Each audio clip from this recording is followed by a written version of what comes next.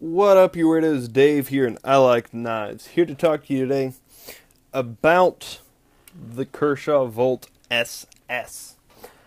Some time ago, I'm not sure how long it will have been, I talked about the Volt 2 and said that I wish it came in a slightly different, better version. And behold, I speaketh and maketh it so.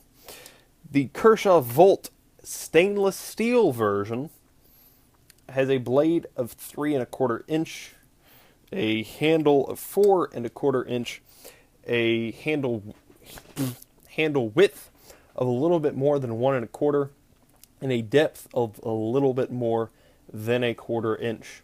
Blade of 8CR13 MOV and handles of titular stainless steel. It's great. I love it. Beautiful. What's great about it is the size. In my other video, I lamented that it felt a little bit small, a little underwhelming, a little below potential,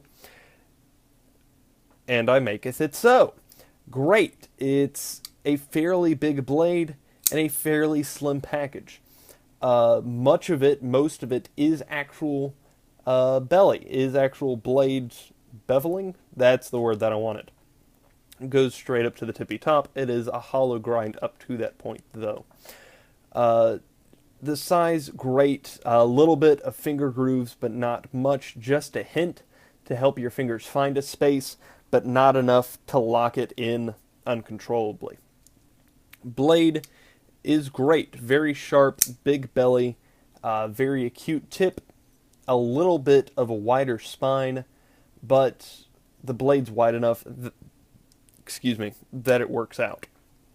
Great tip, great clip, comparably. That much does stick out, which I can absolutely forgive, especially when we're comparing it to the older model, which is dumb. That's dumb. This is better. Obviously, I would like a deeper clip. However, this is just fine. Great lines. As usual, I talk about this a lot because it's a big thing for me. Also, a little bit of jimping on the back of the handle and a textured spine, a textured backspacer. I'm not sure if you can see that there. This is a plastic, perhaps a GRN, I'm not sure, backspacer that does have grooves on it so that, first off, you can scratch your hand and it feels real good. But also just helps the piece lock into your hand very securely. It's great. Also, the clip is to position tip up only, left or right hand. I have two issues. Actually, these are the same issue. I wrote spring because I'm a dumb person, because that's actually the second issue. I wrote come on here because it's not garbage. This is one of my favorite EDC knives. I'm looking around at my pile and through my drawers. This might be the piece that I carry the most often. Yeah, I've got a few coming up in the next few weeks that I'll talk about how incomparably perfect they are.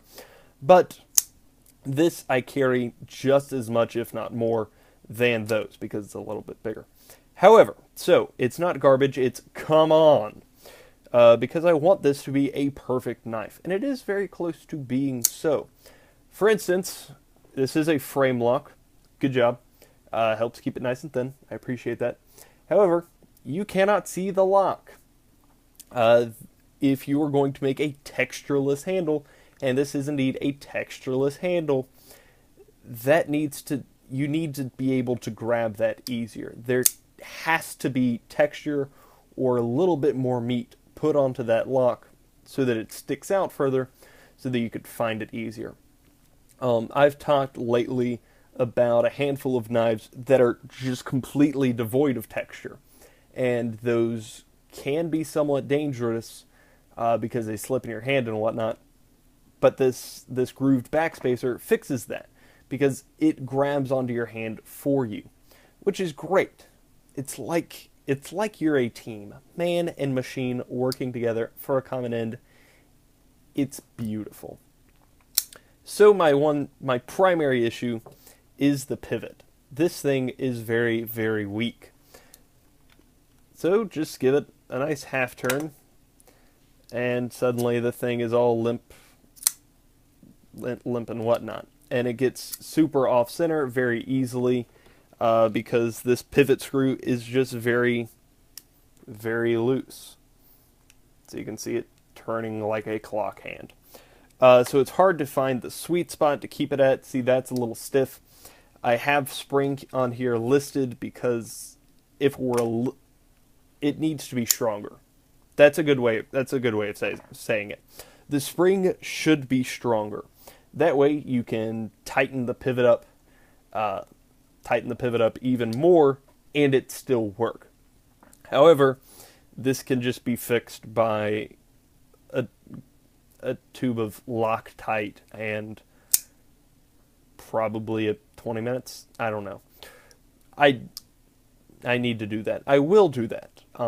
And because I love this thing, I just have to adjust it every day when I come home. Kershaw lists this for $50. Amazon lists it for $25. Blade HQ for $30. And I got this thing from Walmart.com for $25. And it was excellently well spent. If you can find it for that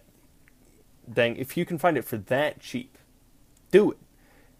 This is, as I said, one of my favorite EDC pieces. This is one of my favorite knives that I have because it's awesome and beautiful, and the world needs to know more about it. I see the Kershaw Skyline and things of that nature on EDC knife list all the time, and they deserve that space. I have my own. I'll get around to talking about it at some point. But this is up there with them. This is probably one of my favorite underrated EDC knives. I also have the Pico, which is obviously very well loved and deserves its place, but it has that place. It's very well known. It's on a lot of lists, and people talking about it a lot. I don't see a lot about the Kershaw Volt, and I believe that with a little bit of Loctite, and if that were just a little bit bigger, that this would absolutely have its place on Olympus as well. Out of 10 stars, I give it a woohoo! Because I like it a whole lot, and I think that sound communicates that. Probably doesn't, but it should. If you have questions, comments, or suggestions, please let me know down below. And other than that, have a great day.